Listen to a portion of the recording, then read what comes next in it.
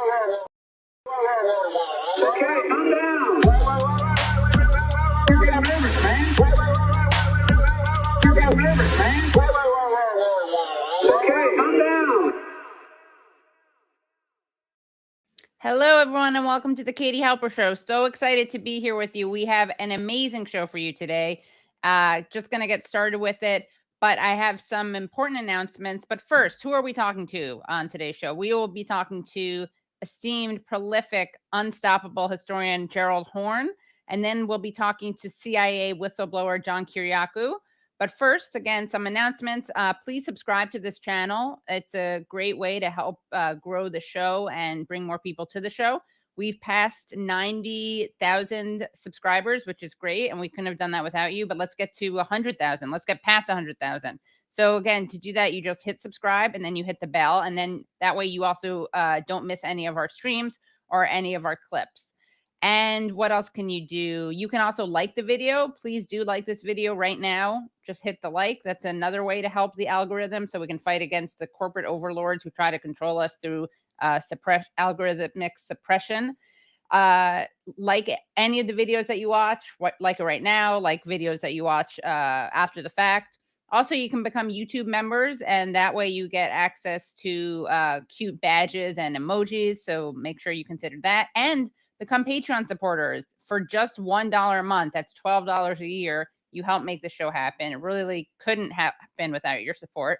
And if you can afford to become Patreon supporters at the $5 a month level, you get amazing extended interviews and bonus interviews. So for instance, on tonight's show, if you're watching live, you're in luck. You'll be able to see the full interview with John Kiriakou. But if you're watching later, in order to see the full interview with John Kiriakou, then you'll have to go to patreon.com/The Katie Halper Show. Again, that's patreon.com/The Katie Halper Show. And there are other interviews that we don't play at all during the live streams. And you have access to that, again, at patreon.com/The Katie Halper Show at the $5 level. And thank you so much to everyone who already is a Patreon member at either level. I'll be speaking to Michael Hudson and Richard Wolf, and those will be mostly Patreon only. So it's definitely worth your while. Now, another announcement. We have some great news. So as people probably know, I started a petition for Roger Waters' right to perform in Frankfurt. Frankfurt had canceled one of his concerts, a May 28th concert, because they smeared him as an anti-Semite over his support of Palestinian human rights and over his criticism of Israel. So we launched a petition demanding they reverse their decision. A lot of you signed it. Over 35,000 people signed it. Also, Roger Waters challenged them in court. And an amazing news, guys.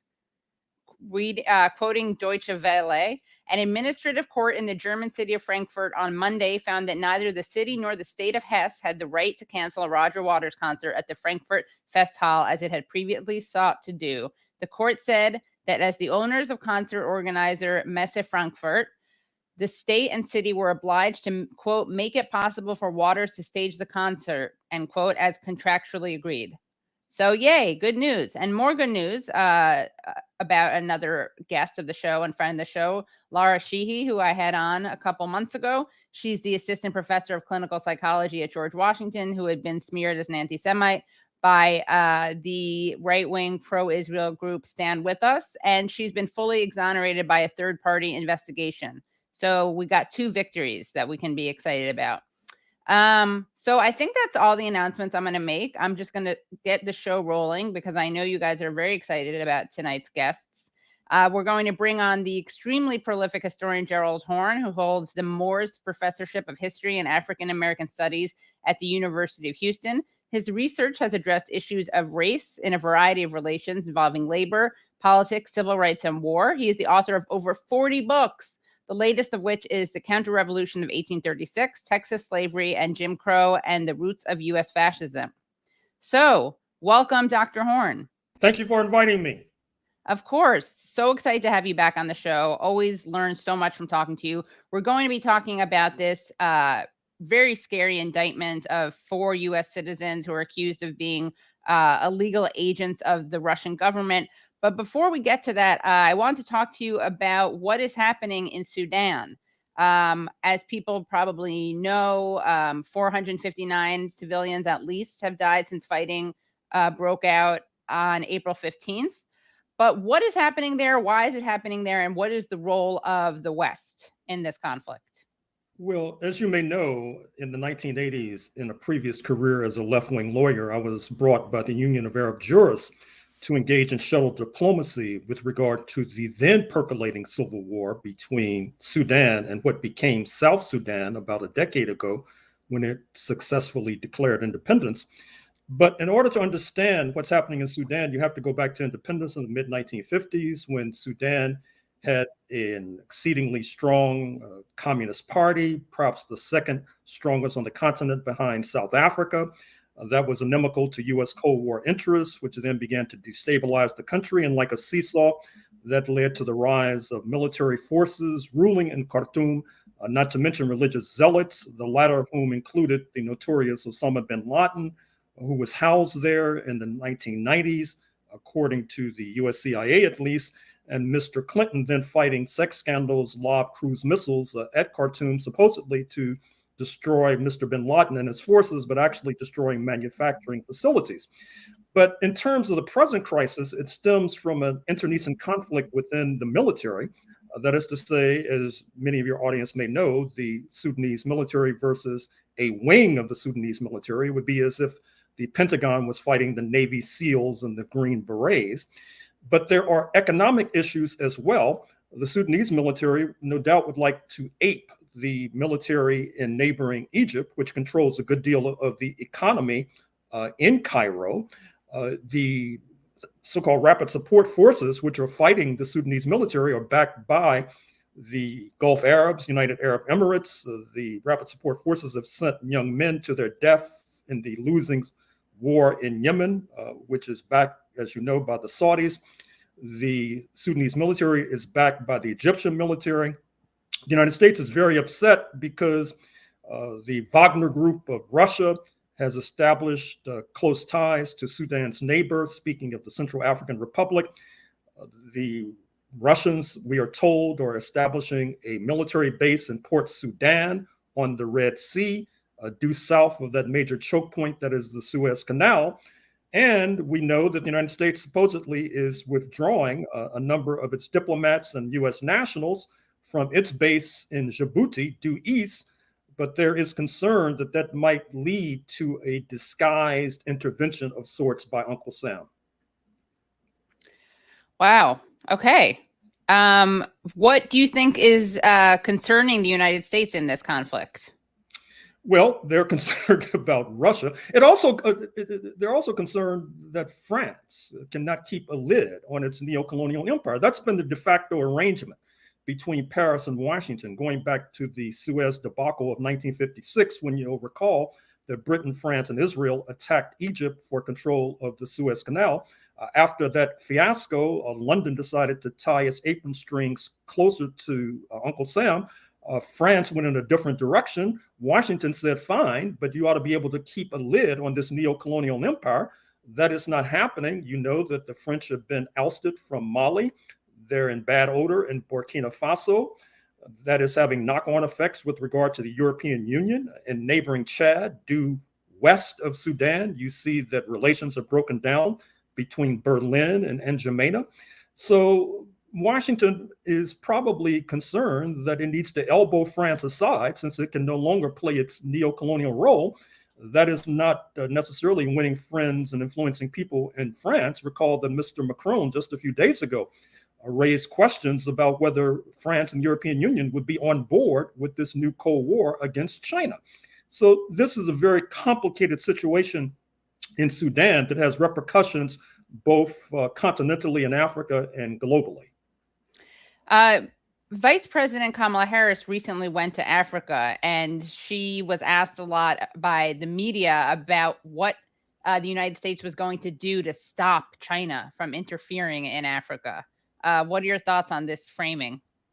Well, what's curious about Vice President Harris's trip to the continent is that every airport she landed in, Accra, Ghana, Lusaka, Zambia, Dar es Salaam, Tanzania, the airports were either partially or wholly funded and or designed by Chinese interests. And so the Africans listened politely and courteously But it would not be in their best interest to tag along after Uncle Sam with regard to this latest escapade, a new Cold War that could only be to the detriment of African interests. Hmm. And what are your thoughts on the role of China in Africa? Well, it's complicated. I think the question is, what do Africans think? And they're mostly in favor, because if China was not there, that would give France and Uncle Sam and London and the traditional powers more leeway to force unwanted proposals down Africans' throats. The Africans want a countervailing force, and China plays that role, not to mention helping to build infrastructure, be it a railway from Nairobi, Kenya, the capital, to the Indian Ocean coast city of Mombasa, or a railway from Addis Ababa, Ethiopia, the second most populous nation on the African continent, due east to Djibouti, which is now the major port for Addis Ababa, for Ethiopia, since the country is virtually landlocked. And not to mention the African Union headquarters itself in Addis Ababa, Ethiopia. So generally speaking, the Africans say thumbs up with regard to China, because the alternative would be the European powers and North Atlantic nations generally running roughshod over their sovereign interests. Mm. And what do you think of this? It seems like there is perhaps consideration of a more multipolar world. I heard during an interview referred to this. You mentioned Macron sounding somewhat interested in this. What are your predictions? Well, I think it's already in motion. You need only look at the hysteria in Washington, bipartisan hysteria, by the way, concerning China. It's very dangerous. You know that U.S. military forces just engaged in major military maneuvers off the coast of South China with their Filipino comrades. Imagine if China had been engaged in maneuvers off the coast of Los Angeles or San Francisco, let us say with the Cuban forces, for example. You would have people in Washington running around with their hair on fire. So multipolarizing and a multipolar world is, I think, already in motion. The only question is, to what extent will it go? Will it lead to de-dollarization? That is to say, the increasing lack of use of the dollar in international trade. You already see that with regard to China and Saudi Arabia. Given President Xi's visit to that erstwhile U.s. ally just a few months ago, you see it in the trade between Russia and China in wake of the Ukrainian intervention by NATO, and then the special military operation of Russia. So multipolarizing is already with us. The only question is, to what depths will it go? We're going to go back to more foreign policy questions and also U.S. politics questions. But I also want to bring up this news that people probably know. Legendary singer, actor, and activist Harry Belafonte has died at the age of 96. What should people know about him and what his historical significance is? His historic significance is profound. To quote the title of a popular 19th century U.S. novel, to a certain extent, he was the last of the Mohicans. What I mean by that is that Harry Belafonte established organic ties with the U.S. left. He confessed openly that Paul Robeson, the late artist, actor, and activist, who you've of course written a book. Yes, who was persecuted by the U.S. authorities. In fact, this ties into the coming story we're going to discuss about the indictment of the African People's Socialist Party. That is to say that Paul Robeson touched a red line when he cast doubt in 1949 as to whether Black Americans would be on board with regard to a nuclear war with Moscow. Paul Robeson crossed the red line when he was involved in a petition to the United Nations charging the United States with genocide against Black people. That led to the snatching of his passport. His income plummets from the 6 figures to the 4 figures. All that time, Paul Robeson was accompanied by a young Harry Belafonte. And to an extent, I should add as well, by Sidney Poitier, who was Harry's long-term friend and comrade. And then Harry Belafonte, after he became wildly popular, one of the best-selling musical artists in the history of the industry in the United States, he began to fund and subsidize the movement of Dr. King. In fact, if you want to understand how Dr. King in his 20s and 30s could zip around the country and around the world, you need to look no further than Harry Belafonte's checkbook. So when he passes, which he did today, it's an enormous loss. It's like a sequoia that's collapsed in the forest. Yeah, I just wanted to share this an image. There are a lot of famous images of him and of Dr. King and Harry Belafonte. I'm just bringing one up. Let's see. On a somewhat related note, because we're talking about Black radicals and the left, and also persecution, political persecution. Of course, I want to ask you about this other story that I refer to in the introduction. The Justice Department has indicted 4 U.S. citizens and 3 Russians charged with conspiring to use U.S. citizens as, quote, illegal agents of the Russian government. The U.S. citizens were members of the African People's Socialist Party, and I'm just going to share what the African People's Socialist Party says about itself as an organization. The aims and objectives of the APSP USA are to lead the struggle of the African working class and oppressed masses against U.S. capitalist colonialist domination and all the manifestations of oppression and exploitation that result from this relationship. The party recognizes that the particular character of the oppression of African people within U.S. borders is domestic or internal colonialism. Leading the struggle to end the system of domestic colonialism and smash the U.S. capitalist colonial state is the immediate task of the African People's Socialist Party USA and the African working class in the U.S. We're going to get into the more of the substance of the indictment during the second half of the show when I talk to John Kiriakou. But I wanted to ask you about the history of Black radicals being presented as foreign assets, especially Russian assets. Well, obviously, the African People's Socialist Party, like Paul Robeson, has crossed the red line by apparently having relations with Moscow.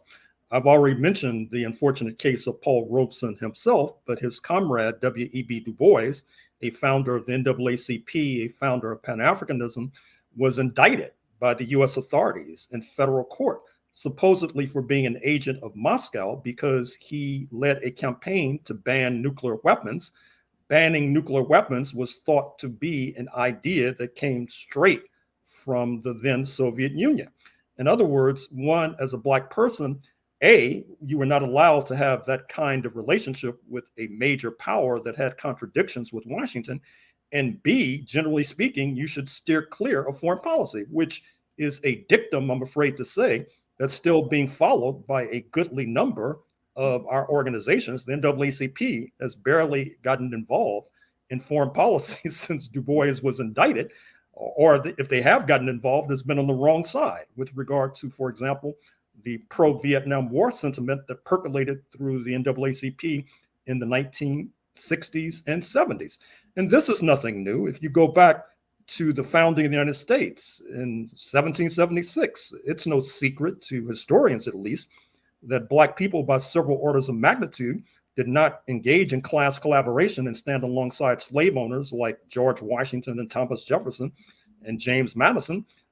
They generally stood alongside London. That followed during the War of 1812, when Black people helped to torch the White House, sending James Madison, the president, and his garrulous spouse Dolly fleeing into the streets one step ahead of the posse, with the Black people then fleeing on British ships to Trinidad and Tobago, where their descendants continued to reside.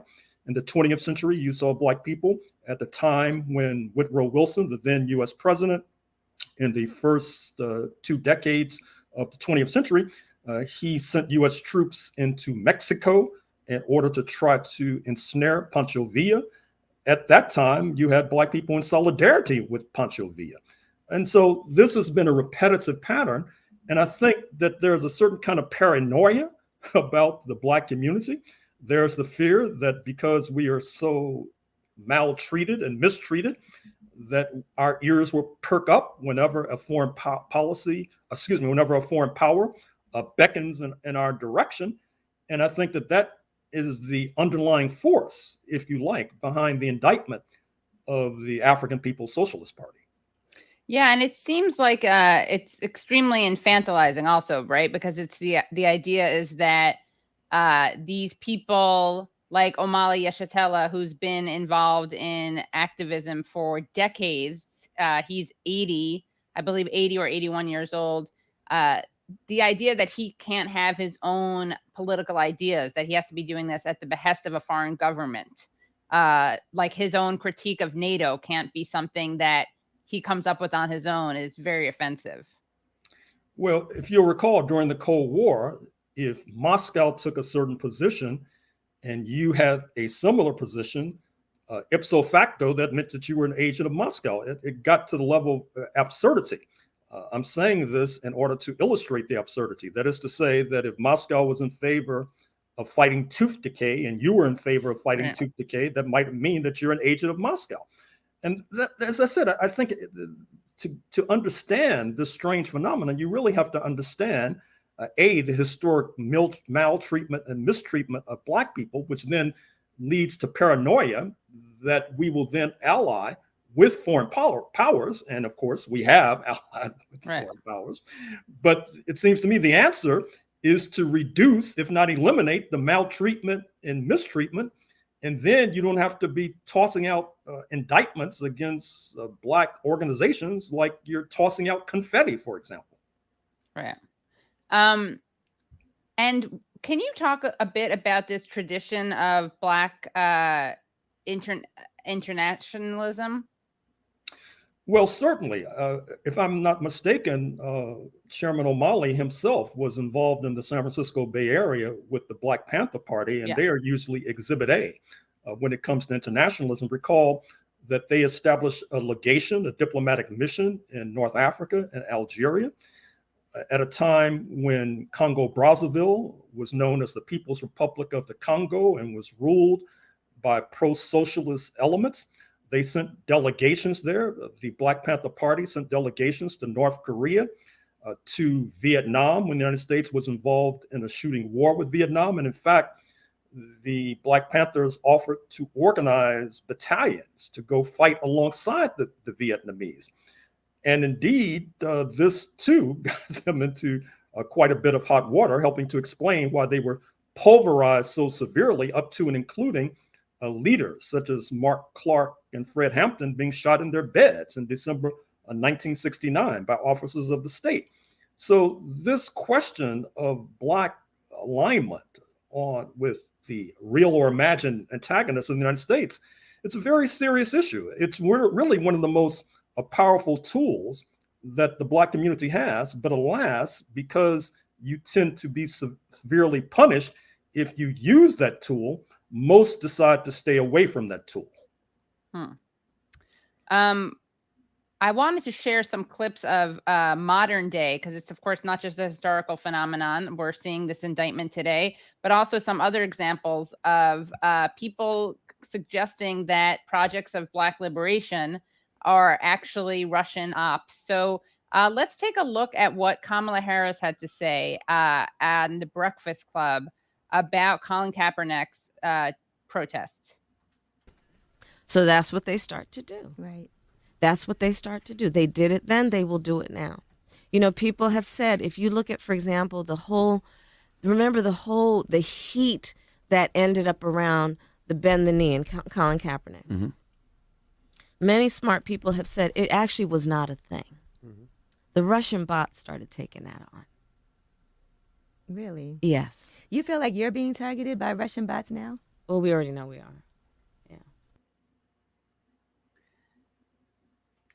So, any thoughts on that? I have another clip too, but I'm not sure I heard correctly. Was Vice President Harris suggesting that Russian bots were promoting Colin Kaepernick, the former San Francisco 49ers quarterback, who a few years ago began to protest police terror against Black people by kneeling on the gridiron, which to this very day has led to his being, quote, blackballed, unquote, by the National Football League? Was that the import of what she was saying? Yeah. Well, I'm sure Vice President Harris is sufficiently intelligent to know better. After all, she was in the San Francisco Bay Area when these protests erupted. I assume she was reading the newspapers. As a matter of fact, as district attorney of San Francisco, she was involved in a number of controversial cases where the San Francisco Police Department should have been brought to account with regard to mistreatment and maltreatment of Black citizens, and were not. In fact, she's probably familiar with the Oakland-based attorney, John Barris, who's made a pretty penny suing the San Francisco Police Department, including during her administration. So it's disappointing if that is the import of what Vice President Harris was saying then. Well, yes, and it's certainly a trendy thing to say, because here's Susan Rice. We have a clip of Susan Rice talking to Wolf Blitzer. People probably know, although this is there's some breaking news. She is stepping down from her role as a domestic policy advisor for Biden, but she, of course, was before that national security advisor and ambassador to the United Nations under President Barack Obama. And here she is talking about the George Floyd protests. And they have probably also, I would bet, based on my experience, I'm not reading the intelligence today or these days, but based on my experience, this is right out of the Russian playbook as well. The Russian playbook as well. But we can't allow the extremists, the foreign actors, to distract from the real problems we have in this country that are long-standing, centuries old, and need to be addressed responsibly by new leadership. You're absolutely right on the foreign interference, because we know for decades the Russians, when it was the Soviet Union, the communists, they've often tried to embarrass the United States by promoting the racial divide in our country. But what you're suggesting, Ambassador, is that they're still trying to do that? Is that what you're saying? Well, we see it all the time. We've seen it for years and frankly every day on social media, where they take any divisive, painful issue, whether it's immigration, whether it's gay rights, whether it's gun violence, and always racism, and they play on both sides. Their aim is not simply to embarrass the United States, Wolf. Their aim is to divide us, to cause us to come into combat with each other, to disintegrate from within. And I would not be surprised to learn that they have fomented some of these extremists on both sides using social media. I wouldn't be surprised to learn that they're funding it in some way, shape, or form.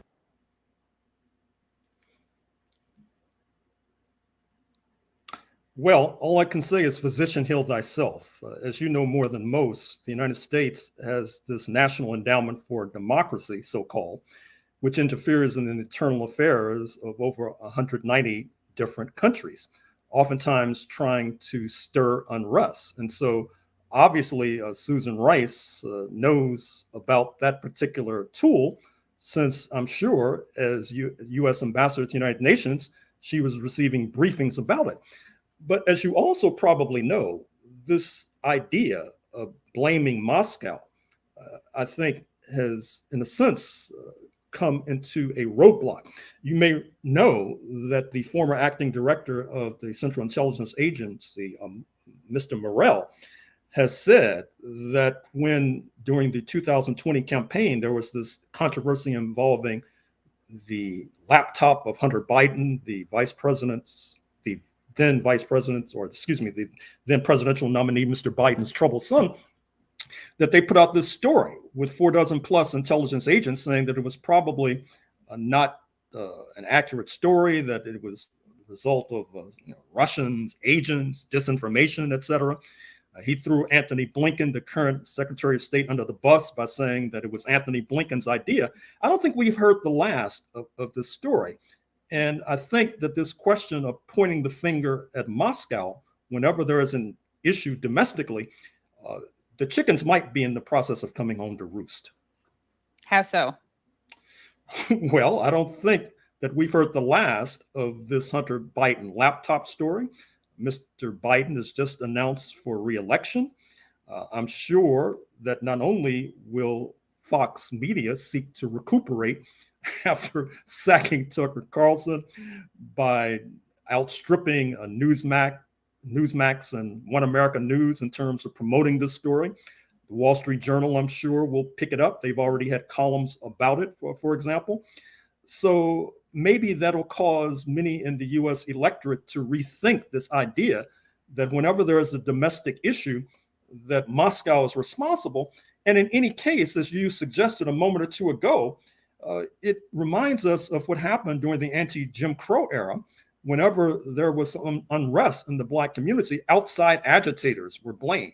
Oftentimes, the outside agitators were traced to connections in Moscow. In fact, Dr. King himself was accused of being an agent of Moscow. So I'm surprised that that tactic is still being used, because you would think it's terribly moth-eaten by now. Yeah, sadly, I guess it's still it's moth-eaten and used at the same time. Well, yes, it must be effective. Otherwise, it would not be used. But as I was suggesting a moment or two ago, this indictment against the African People's Socialist Party has to be taken quite seriously. I've been urging in other media appearances that the NAACP and the NAACP Legal Defense Fund, not to mention the American Civil Liberties Union, and of course the National Lawyers Guild, leap to their defense. I know that any organization that has socialist in its name will not necessarily be embraced by many liberal forces and many centrist forces. But what needs to be understood and recognized is that just as Dr. Du Bois's indictment in 1951 was just a precedent that helped to give fuel to an overall McCarthyism and overall Red Scare that eventually ensnared many in Hollywood and ensnared many in the academy. I would hope that what's happening right now as we speak to the African People's Socialist Party does not have a similar precedent that's in the process of being established. Right. I mean, liberals won't say anything because they, for a couple of reasons, but one is that I think they probably just believe whatever they hear about Russia and Russians. They also, I think if Trump did something like this to his enemies, people would accuse him of fascism. But because it's Biden doing something like this, they won't. And what's really pathetic is that the only remotely corporate or mainstream media that has covered this story was Tucker Carlson, because Glenn Greenwald brought it up on his show. Obviously, leftist outlets have been, but it hasn't penetrated. You know, MSNBC hasn't talked about it. CNN hasn't talked about it. I'm sure if they did talk about it, they'd talk about it from the same perspective as the Justice Department. In other words, it would be a story about catching bad guys as opposed to a story about the criminalization of dissent and speech. Well, fortunately, we have the Katie Halper show, which is giving this story ventilation. And that's one of the reasons why I would urge and encourage your audience to give this show a like, to go on Patreon and make a contribution, because right now we're in very desperate straits in this country, with a new Cold War brewing with China, with forces on the left like the African People's Socialist Party being indicted. If we do not speak up now, I'm afraid to imagine where we will be this time next year. Are you surprised by this division over Russia and China? I mean, I've brought this up with a bunch of guests, but I feel like a lot of people who I usually agree with on politics, when it comes to this issue of the proxy war in Ukraine, there's more people, I would say, are susceptible to this kind of Cold War 2.0 than I would have expected. Well, let me add a footnote. I think that in the wake of the Putin-Xi summit, in the wake of the Xi-Macron summit, in the wake of the Xi-Lula of Brazil summit, I've detected that certain forces on the left, which before all of these summits were supportive of the NATO escapade in Ukraine, either are silent or are rethinking. Because I think that they've come to realize that Ukraine is chapter 1, Taiwan is chapter 2, and the overall question is maintaining U.S. hegemony in the face of a stiff challenge from the People's Republic of China, which is a juggernaut in the passing lane. And I think that many forces on the left have enough good sense and common sense not to go along with that kind of new Cold War, which is why they're either A, being silent, or B, rethinking their position. I hope so. Tell us about your latest book, Dr. Horne, which I highly recommend. Well, my latest book is on Texas and the roots of U.S. fascism, because Texas right now, which is where I'm speaking from, I don't think many in your audience would believe some of the things that are happening here. I mean, countless numbers dying alongst the border, counties considering shutting down public libraries because they don't feel that they're able to withdraw books they object to from the public libraries. So they're thinking about shutting down the public libraries. A throwback to what happened during the Jim Crow era, where rather than go through desegregation, you had counties shutting down swimming pools. Or in Virginia, you had in certain counties shutting down public schools and then subsidizing white kids going to private academies through taxpayers' money. This is the sort of thing that's unfolding in the second most populous state in the United States of America. In some ways, Texas makes Florida under Governor DeSantis seem progressive. And so what I'm trying to do in this book is give the historical background that has led up to this point. And if I may, in a few days, my next book will drop, Revolting Capital, Racism and Radicalism in Washington, D.C., 1900 to 2000. It's ironic that the capital of a state that for the longest was an apartheid state had a Black majority. And so I'm trying to explain that, the ramifications of it, particularly since Black people were more susceptible to being influenced by people like Paul Robeson and W.E.B. Du Bois and people of the left, the kind of contradictions that created, particularly when African and Caribbean diplomats started streaming into Washington in the 1950s and 1960s and were mistaken, quote unquote, for Black Americans, which was not winning the United States many friends in the international community, and how then that created pressure for the overall retreat of Jim Crow. Wow. And that's coming out when?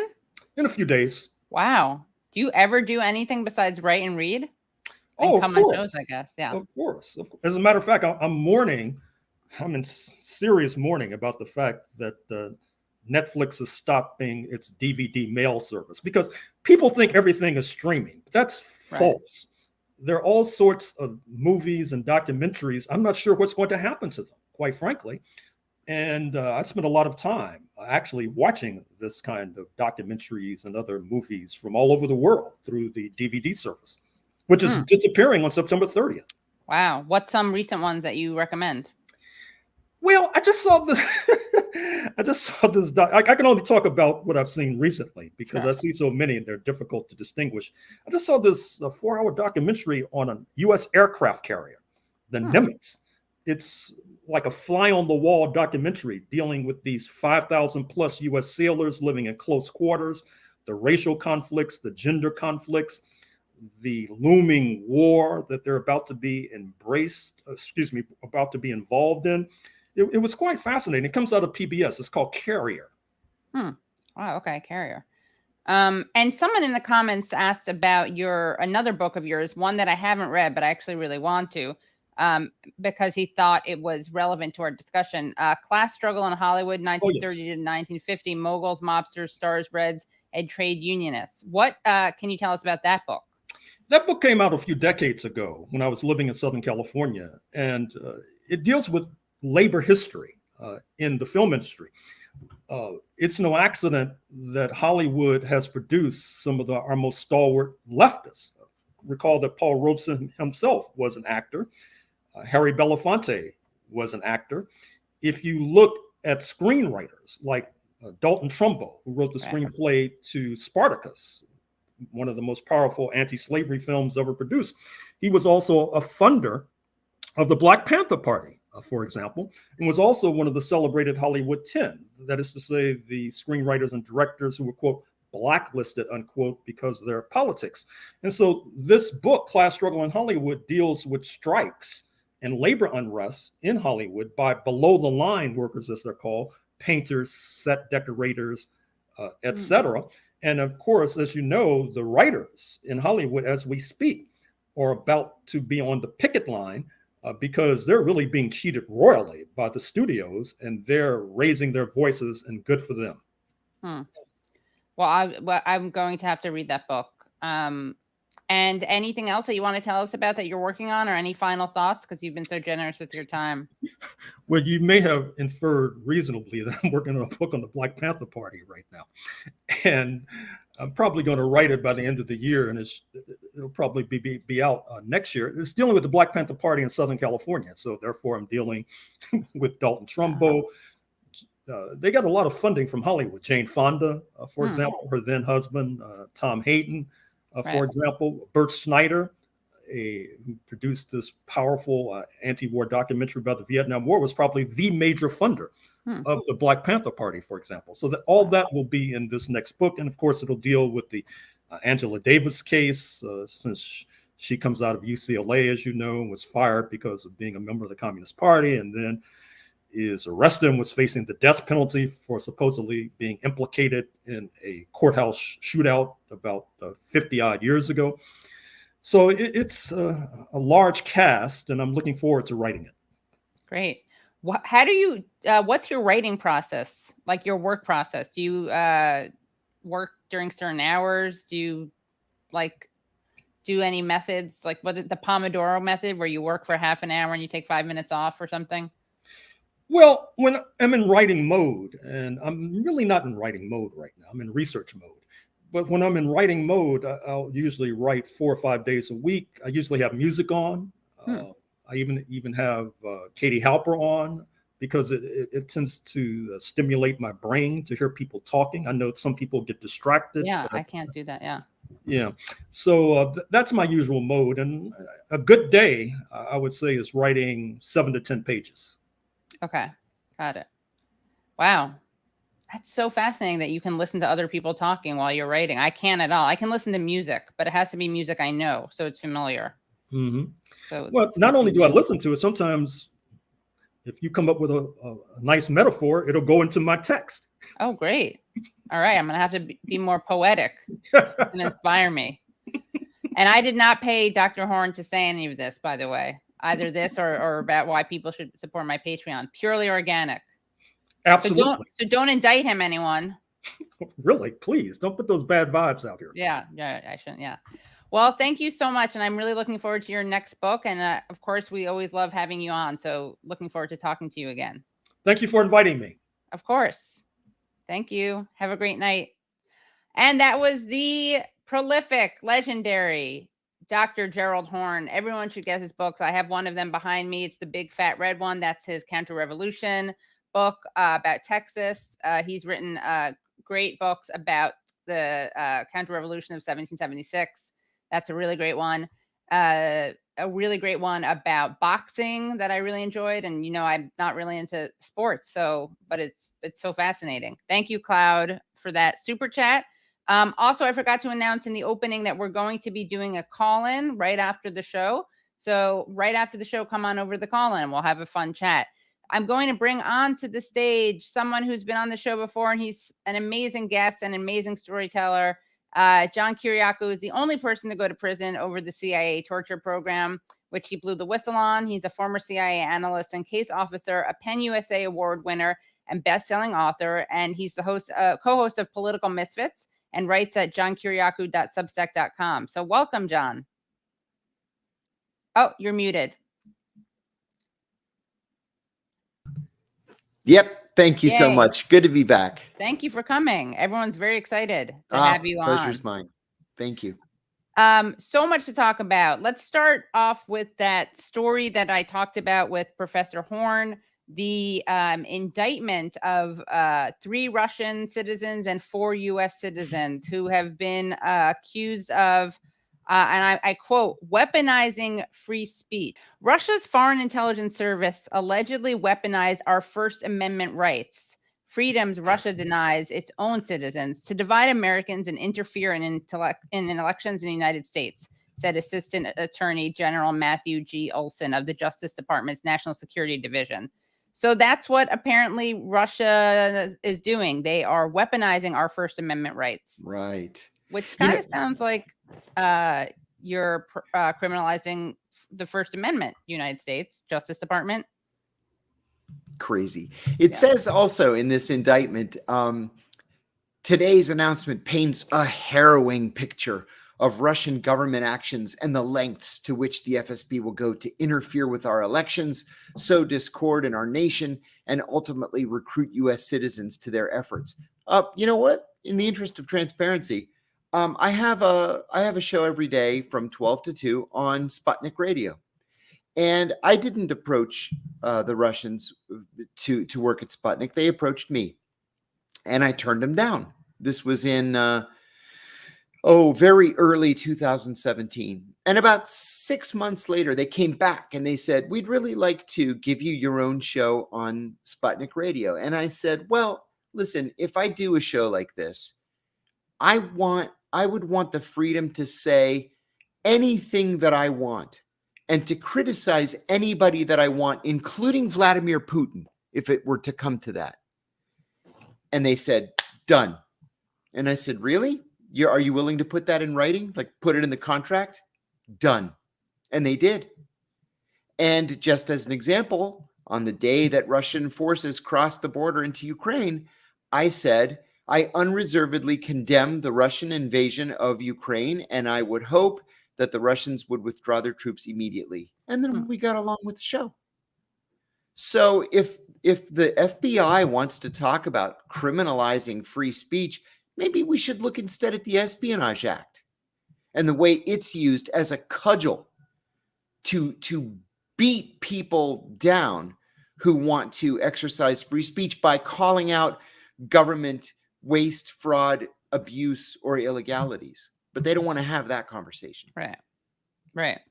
Yeah, I mean, it's just insane because it's basically the allegation is that these people are doing these things, taking the positions that they're taking, making the speeches that they're taking, not because they believe in it, not because they have decades-long histories of being radicals and Pan-Africanists and internationalists, but because they're being paid by the Russians. Right.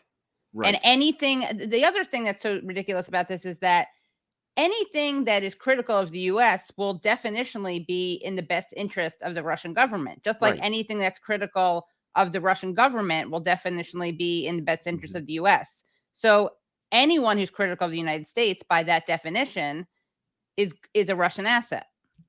It's hilarious, isn't it? And it's ridiculous at the same time. And let's look at exactly what this allegation is. This is what's called a process crime, right? It's an administrative felony. And if you look at the sentencing guidelines that are posted on the Justice Department's website, conviction for committing this crime, failure to register as a foreign agent, the recommended sentence is 0 to 6 months in a minimum security work camp. It's not even worth prosecuting. You know, you have to ask, is our country going to be safer by prosecuting this crime? Is society going to be better? Are we going to be a better and stronger country by locking these people up because they neglected to go to the Justice Department's website to fill out a form? That's what this crime is. The allegation is that these people didn't go to the Justice Department's website to fill out a form. You know, Katie, about 15 years ago, I was hired on a short-term contract by the U.S. Abu Dhabi Chamber of Commerce. They hired me to write 4 op-eds. So I wrote 4 op-eds, 700 words apiece. And I had to go to the Justice Department's website, to the Foreign Agents Registration Act, FARA website. And I said, "My name's John Kiriakou, and here's my address, and here's my phone number. And I accepted X amount of money to write 4 op-eds. And then you attach the op-eds." Okay, that's it. Did it really matter? Did anybody, I won't even ask if anybody ever read my op-eds. Did anybody ever bother to read the form that I filled out? And so you're going to tell us that these people endangered American society and endangered American politics because they had an opinion that didn't fit in nice and neatly with the Justice Department's opinion on whatever issue. And so we're going to prosecute them on felony charges? This is outrageous. It's a And waste of resources. and Omali Yeshitela is 81 years old, by the way. Yeah, exactly. Exactly. It's just so funny because they're trying to present Russia as authoritarian, and what are they doing here with Yeah. literal speech and dissent? Well, and I'll give you another example. Maria Butina, who was in the news a couple of years ago, she was convicted of violating this same law, failure to register as a foreign agent. And again, that sentencing guideline is 0 to 6 months. Not only did she get 18 months for failing to register, but she spent the entire 18 months in solitary confinement. And then we are outraged when the Republicans, sorry, Freudian, when the Russians arrest an American citizen and hold them on similarly silly and oftentimes trumped up charges, which is what these are. Right. As someone who obviously served prison time, what do you want people to know about that experience, especially as we're talking about people who are facing prison time now? Wow, where do you even begin? The U.S. Prison system at every level, at the federal level, the state level, and local levels, is utterly and completely broken. I did a piece just a week ago for Consortium News in which I went over, just as a random sampling, 15 or 20 prison guards that have been arrested in the last 2 years. About a third of them have been arrested for raping prisoners, both female and male. The other 2/3 have been arrested for smuggling into prisons cell phones and drugs, in many cases, hard drugs that ended up killing prisoners that they were selling the drugs to. The system is completely broken. There's a book that was written by Dr. Peter Moskos of John Jay College School of Criminal Justice. It's called In Defense of Flogging, which is kind of a tongue-in-cheek title. But he makes a conclusion that I think is very, very important in this book. He says that at the federal level, the Federal Bureau of Prisons really is nothing more than an employment agency for otherwise unemployable, undereducated, rural white men. These are guys who couldn't make it in the military. These are guys who were flunkies from the local police academy and just couldn't make a career out of law enforcement. And in the United States, our prisons are almost entirely in rural areas, and they serve as the only sources of jobs and thus of income for a lot of rural white men. Well, do you know what the qualifications are for a prison guard in America? And I mean this quite literally. You need a GED and no felony convictions. And that's it. It's no wonder that they turn to corruption and drugs and smuggling and rape and end up committing suicide and beating people and abusing people and standing by while they commit suicide. And again, the entire system is broken. It needs to be scrapped and rebuilt. Let me get, still standing on my soapbox here. Until Ronald Reagan was elected president, you could go to prison in the United States, and with good behavior, you could get out on federal parole. There is no federal parole anymore, thanks to the so-called Prison Reform Act of 1986. Now, you get 5 years or you get 10 years, you're doing 5 years or 10 years. Time also used to be where you could go to prison and learn a skill. You could learn to be a plumber or an electrician, or you could fix engines, or, whatever, learn how to do whatever, landscaping. Well, they don't do any of that anymore. So let's say, as an example, you're doing 5 years or 10 years on a drug charge. They don't teach you how to read and write. They don't give you classes so you can pass the time. They don't give you a skill that you can then adopt as a vocation when you get out. They send you straight back to the neighborhood that you came from. And you are not only no better off than you were when you went to prison, but now you have PTSD and you're pissed off. Right. And so what are you going to do? You're going to do the only thing you know how to do, and that is to sell drugs again. When I was released, I was released first to a halfway house called Hope Village in Washington. It is now defunct for good reason. We used to call it Abandon All Hope Village. There were 220 men in this facility. There was one, count it, there was one job that was posted on the bulletin board, and it was to be a dishwasher at Fuddruckers. And there were 220 guys beating the hell out of each other to get that one dishwasher job, because once you had the job, you could then transfer to your home and then have permission to leave home to go to the dishwasher job. Broken with a capital B. That was the wonderful John Kiriakou. Always love talking to him. And interesting anecdotes about Biden and about Tucker Carlson. And, you know, I'll just say this about Tucker Carlson. I was talking about this with Brad the other day.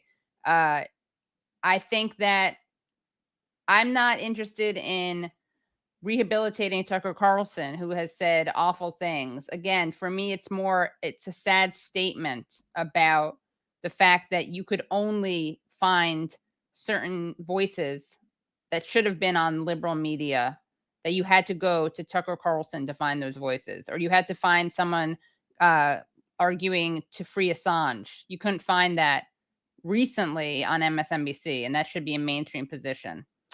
But guys, this has been a great show, and we are going to keep going on the call-in. Make sure you become Patreon supporters, because this whole chat is going to be available. If you're watching this live, you get to see this whole thing with John Kiriakou. If you're watching this later, then you can access the show at patreon.com/The Katie Halper Show. Again, that's patreon.com/The Katie Halper Show. And you're definitely going to want to, because you'll get to hear John Kiriakou talking about Joe Biden, about being on Tucker Carlson, about the leaked Pentagon documents, about whether Jack Teixeira is a leaker or a whistleblower. So do that at patreon.com/The Katie Halper Show. Again, patreon.com/The Katie Halper Show. Bye, everyone. Thank you so much to Brad, Tyler, and Phantom Esmonte for the clipping. And thank you to all of you for coming. Bye. Okay, calm down. You got rivers, man. You got rivers, man.